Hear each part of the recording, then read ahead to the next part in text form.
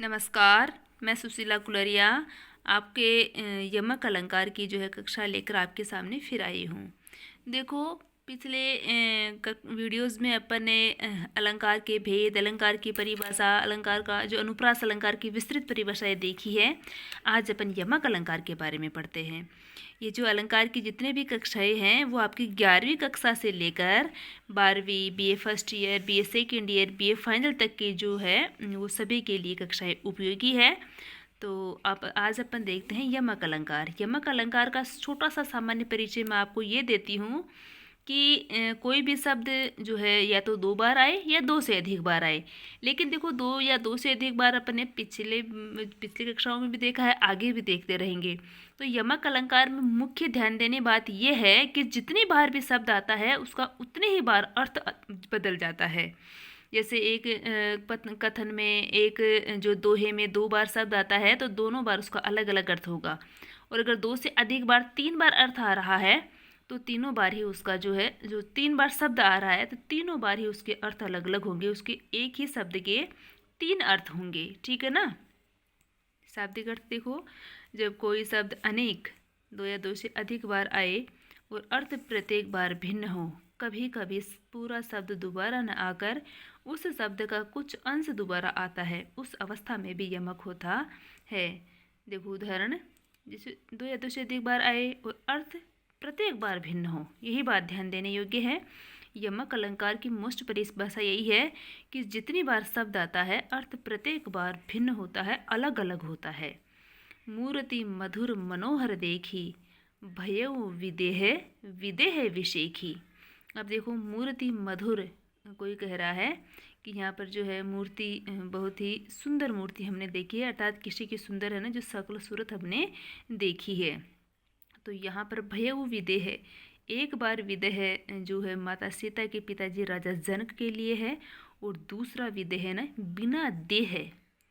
अब कैसी कैसी मधुर मन को हरने वाली मूर्ति देखी, भयहु ऐसी है विदेह राजा जनक की। विदेह विषय की उसकी विशेषता है कि वह देह रहित है, अर्थात उस राजा जनक के पुत्र को देखकर मैंने अपने देह की सुध को ही भुला दिया। मैं विदेह हो गया, मैं बिना देह का हो गया। ठीक है। तो यहाँ एक विदेह शब्द राजा जनक के लिए और दूसरा विदेह शब्द जनक जो जो देखता है उसको, तो उसके देह के लिए आ रहा है। यहाँ विदेह शब्द 2 बार आया है। पहली बार अर्थ है राजा जनक और दूसरी बार अर्थ है देह रहित या देह की सुधि भुला हुआ। ठीक है। ये तो ऊपर वाली पंक्ति का हो गया। जब कोई शब्द अनेक बार आए और अर्थ प्रत्येक बार भिन्न हो। ठीक है। इसमें देखो, अब नीचे 3 बेर खाते थे वे 3 बेर खाती है, अपने कक्षा में खूब पढ़ा है ये, फिर भी इसका अर्थ आप देख लो। 3 बेर यानी 3 बार, 3 समय। खाते थे खाती थी वे 3 बेर खाती हैं। अब वो एक वनस्पति विशेष, एक जो फल विशेष का नाम है, एक बेर समय को संकेत कर रहा है और एक बेर फल विशेष को संकेत कर रहा है। एक ही शब्द 2 बार आया है और दोनों बार अर्थ अलग अलग दे रहा है। ठीक है। तो यहाँ पर यमक अलंकार हो जाएगा। कदम्ब के पुष्प, कदम्ब की छटा। कदम्ब के पुष्प एक पेड़ का नाम, कदम्ब की छटा यह समूह के लिए आ रहा है दूसरा। ठीक है। अब तुम ये देख लेना, ये दूसरी वाली जो पंक्ति है ये देखते हैं अपन। कौन सी वाली पंक्ति?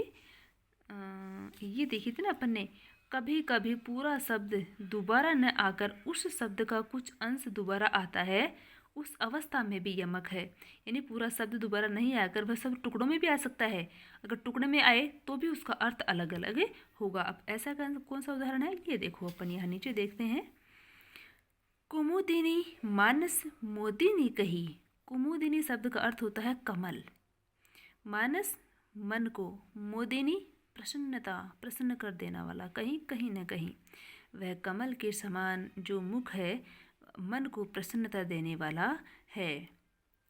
कुमुदिनी पूरा शब्द है, ध्यान दो यहाँ पर। कुमुदिनी पूरा शब्द है और इस पूरा शब्द का की आवृत्ति नहीं होकर इस शब्द का अंश केवल मोदिनी की आवृत्ति हुई है। ठीक है ना, तो इसका भी अर्थ अलग अलग है। यहाँ पर जितनी बार 2 बार आया है दोनों बार अलग है।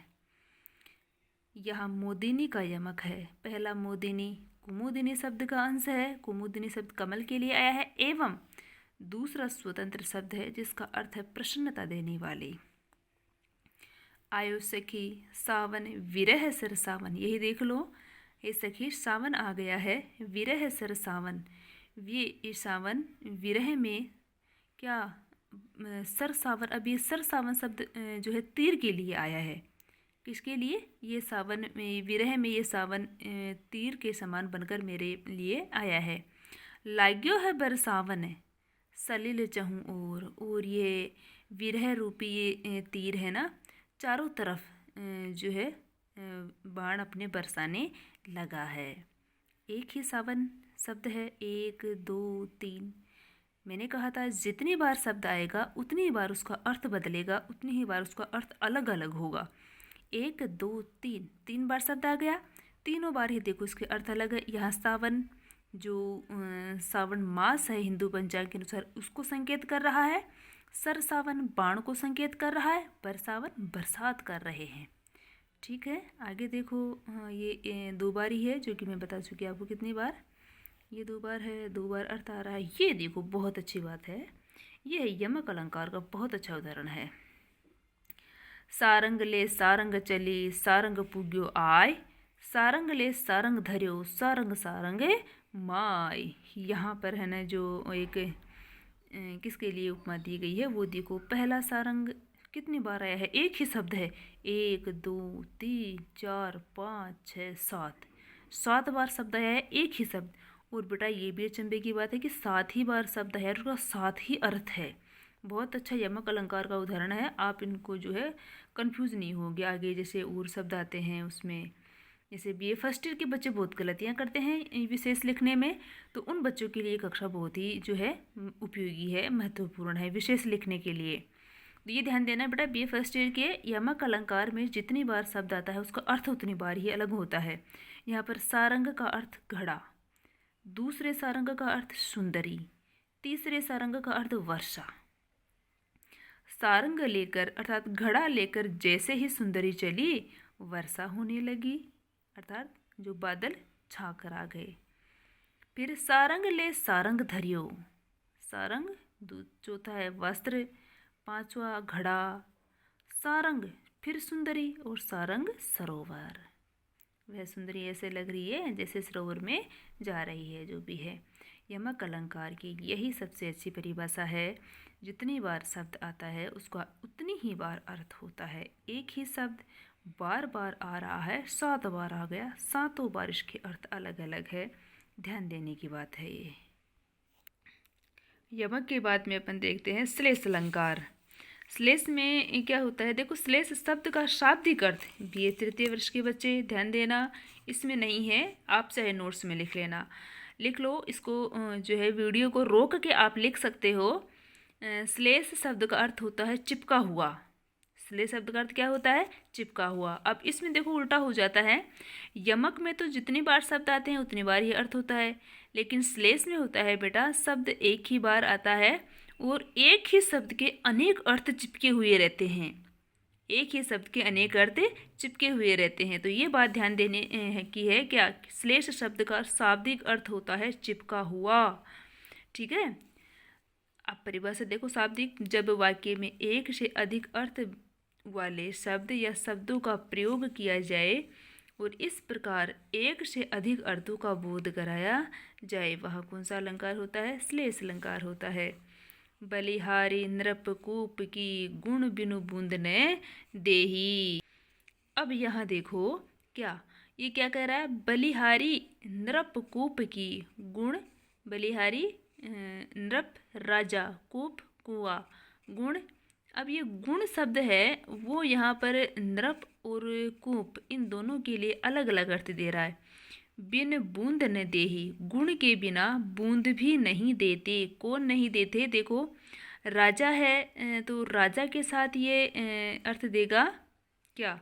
सद्गुण, कि राजा देखो दरबार में किन लोगों को रखता है, जो अच्छे गुणों वाले व्यक्ति होते हैं, जैसे मान लो बड़े बड़े साहित्यकार होते हैं उनको ही अपने दरबार में रखते हैं, बड़े बड़े गुणी जो लोग होते हैं उनको अपने दरबार में रखते हैं, ठीक है ना। तो जो गुण गुण जो सद्गुण वाले व्यक्ति होते हैं, अच्छे गुणों वाले व्यक्ति होते हैं, उनको ही है ना राजा जो बूंद देही, यहाँ पर बूंद शब्द धन संपत्ति का ले सकते हैं अपन, ठीक है ना। तो जो गुणवान व्यक्ति होते हैं, विद्वान व्यक्ति होते हैं, उनको ही व्यक्ति जो राजा है ना धन संपत्ति देता है, अर्थात गुणों के बिना राजा एक बूंद भी नहीं देता है, ठीक है, धन संपत्ति नहीं देता है। अब कूप के लिए क्या आएगा, कूप की गुण बिनु बूंद न देही। अब कुएं में देखो, अब यहाँ कूप के लिए रस्सी शब्द काम में लेंगे अपन, ठीक है ना। तो कुएं में अगर जैसे अभी तो देखो अपन देखते हैं ऑटोमेटिक वगैरह सिस्टम चल रहा है, तो लेकिन पहले क्या था कि अगर कुएं में अपने को पानी की आवश्यकता होती थी, तो अगर पानी अपन तभी प्राप्त कर सकते जब अपने पास रस्सी होती है, ठीक है ना। तो कुएं के पास में जाने से अगर अपनी प्यास मिटानी होती तो अपन रस्सी लेकर उसको जो है जो भी बर्तन वगैरह होता था उसको अंदर देना होता था, और वो फिर अपने को पानी, उससे अपने पास में पानी आता था। तो ये कह रहा है कि रस्सी के बिना है ना कुआं एक बूंद भी पानी की अपने को नहीं देता है।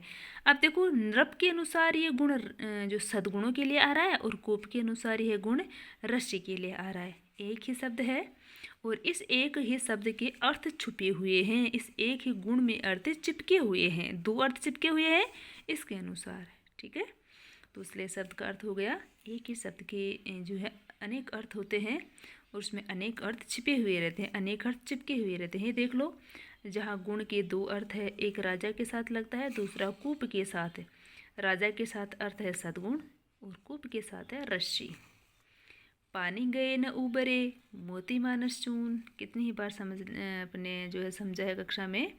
देखो, पानी नाश हो जाने पर मोती, मनुष्य और आटा किसी काम के नहीं है। देखो एक शब्द पानी है, तो अगर पानी ही नहीं है तो मोती कहाँ से उत्पन्न होंगे। कहते हैं ना कि सागर में, समुद्र की गहराई में ही अपने को मोती प्राप्त होते हैं। मानुख माने मनुष्य, अब यहाँ मनुष्य के लिए पानी शब्द इज्जत के लिए, मान मर्यादा के लिए है। जिस भी मनुष्य में जो है मान मर्यादा इज्जत नहीं होती, वो संसार में उसका कोई जो है अर्थ नहीं होता। चून, यहाँ पर चून यानी जीविकोपार्जन, अर्थात चून यहाँ आटा के लिए आता है। जब अपने पास पानी नहीं होगा तो वो आटा किस काम का, आटा अपन पानी और आटे से मिलने के बाद में ही तो अपन रोटी बना के खाते हैं, ठीक है ना। तो ये कह रहा है कि अगर पानी, एक ही पानी जो शब्द है वो तीनों के लिए अलग अलग अर्थ दे रहा है।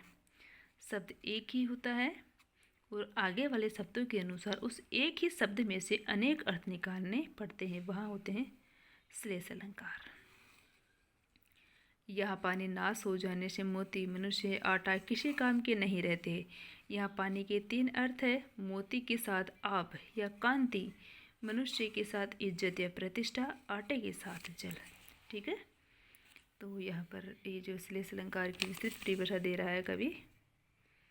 इसके बाद में अपन, ये क्यों हो रहा है, ये आज वीडियो साफ नहीं आ रहा, क्या बात है, क्यों भाई, मेरे बच्चों को पढ़ने नहीं देखा क्या वीडियो। तो चलो अब देखो, जहाँ गांठ तहाँ रस नहीं, यह जानत सब कोई। अब यहाँ पर एक के साथ गांठ, एक की पोर, रस मीठा जलीय अंश, मनुष्य के साथ गांठ कपट, मनोमालिन्य, रस प्रेम आनंद, ठीक है ना।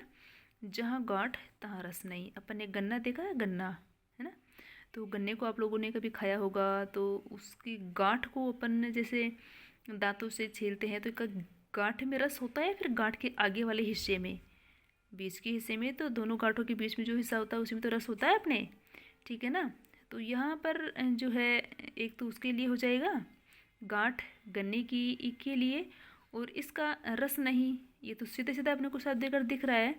लेकिन ये मनुष्य के लिए बता रहा है क्या, कि जिस भी मनुष्य के हृदय में गांठ रूपी मन की गंदगी होती है, उस मनुष्य के हृदय में प्रेम और आनंद, रस रूपी प्रेम और आनंद नहीं रहता। बहुत अच्छी बात बताई है इन्होंने कि जिस भी मनुष्य में गांठ रूपी जो गंदगी होती है, तो उसके हृदय में रस रूपी प्रेम और आनंद नहीं होता, यह सब कोई जानता है, ठीक है। अपने को अर्थ इसका निकालना है। नवजीवन दो घनश्याम हमें। यहाँ पर घनश्याम काले बादल, हे काले बादलों आप बारिश करके हमें नया जीवन दो। काले बादलों बारिश करके, जो नवजीवन शब्द यहाँ पर पानी के लिए आएगा, ठीक है ना। और दूसरा अपन घनश्याम श्री कृष्ण के लिए भी कह सकते हैं कि गोपियाँ है ना कृष्ण से कह रही कि हे कृष्ण आप हमें नया जीवन दे, हमें जीना सिखाए, ठीक है। सुबरन को ढूंढत फिरे कवि कामी अरु चोर। सुबरन, अब देखो यहाँ पर कवि के लिए सुबरन अच्छे वर्ण है, वर्ण अक्षर। कामी, जो काम वासना भोग विलास में रत व्यक्ति होता है उसको सुंदर स्त्री। और चोर, चोर के लिए आ जाएगा सुबरन सोना। चोर को क्या चाहिए? सोना। तो तीन शब्द है, तीनों के अनुसार इनका तीन अर्थ हो जाएगा। एक ही शब्द है, इसके तीन अर्थ छुपे हुए हैं, ठीक है। अब ये देख लेते हैं अपन। श्लेष अर्थालंकार भी होता है। अर्थ श्लेष में शब्दों के अनेक अर्थ नहीं होते, परंतु वे ऐसे होते हैं कि अनेक पक्षों में लग सकते हैं। अर्थालंकार श्लेष में शब्दों की पर्याप्त शब्दों से बदल देने पर भी चमत्कार बना रहता है।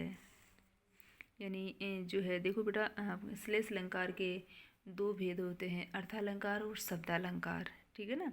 तो अपन ने ऊपर पढ़ा है शब्दालंकार, और ये कह रहा है कि श्लेष अर्थालंकार भी होता है, यानी श्लेष उभयालंकार है, ठीक है। श्लेष कौन सा है? उभयालंकार। शब्दालंकार अपन ने देख लिया। अब देखो अर्थालंकार। नर की अरुणल नेर की गति एके करी जोय, जे तो नीचो हवे चले ते तो ऊंचो होय। नर की, अरुणल नेर की, मनुष्य की, और बहते हुए पानी के नल की समान गति होती है। जितना नीचे होकर चलता है उसका जो है उतना ही ऊंचा होता है। क्या? यहाँ नीचो शब्द का एक अर्थ होता है गहरा। गहरा अर्थात नल के लिए गहरा होगा, और व्यक्ति के लिए नीचो शब्द का अर्थ नम्र और विनयशील होगा। यानी व्यक्ति जितना नम्र और विनयशील होगा उसकी मान प्रतिष्ठा उतनी ही ऊंची होगी। ऊंचो शब्द का अर्थ यहाँ पर नल ऊपर उठा हुआ, और मनुष्य के लिए उन्नत, बड़ा, ठीक है। यह है अपने श्लेष अलंकार। और उदाहरण ये है जो यहाँ दे रखा है, इसको थोड़ा सा और देख लो। सत्यासक्त दयाल द्विज प्रिय अधर सुख कंदे, जनहित कमला तजन तय जय शिव नृप कवि हरिचंद। इसका अर्थ देखो, यहाँ देखो सत्यासक्त, सत्यासक्त हो जाएगा जो इसमें ये तीन है, शिव नृप कवि हरिश्चंद्र।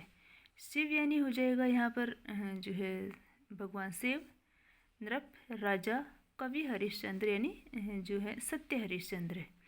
तो इन तीनों के आधार पर ये ऊपर वाले शब्द हैं, इनका अपन तीन अर्थ लेते हैं। अब देखो, भगवान शिव की पत्नी का नाम था सती, तो शिव के लिए सत्यासक्त हो जाएगा सती में जो आसक्त है, ठीक है। शिव के लिए क्या हो जाएगा? सती में जो आसक्त है। अब राजा हरिश्चंद्र, सत्यवादी, राजा हरिश्चंद्र कौन से थे? सत्यवादी। तो राजा हरिश्चंद्र के लिए अपन ले लेंगे जो सत्य में आसक्त है, ठीक है। तो ये सत्यासक्त है ना, शिव के लिए सती में आसक्त, और राजा हरिश्चंद्र के लिए सत्य में आसक्त। नृप यानी राजा, वो भी सत्य में आसक्त है। तो यह एक ही शब्द, सत्यासक्त एक शब्द है, इस एक ही शब्द के तीन अर्थ आ रहे हैं आगे जो तीन हैं उनके आधार पर, ठीक है। ये हो गया आपके श्लेष अलंकार। आगे अपन आपके जो बीए फाइनल में है उपमा, उपमा अलंकार देखेंगे। और ये जो कक्षा है सभी के लिए उपयोगी है, 11वीं क्लास से लेकर बीए फाइनल तक के सभी, 11वीं 12वीं BA first year second year final first year के बच्चों के लिए तो बहुत उपयोगी है, क्योंकि आपको अलंकार अभी विशेष करना नहीं आता, तो वो भी इनको ध्यान से देखें। इस कक्षा में इतना ही खूब है, ठीक है।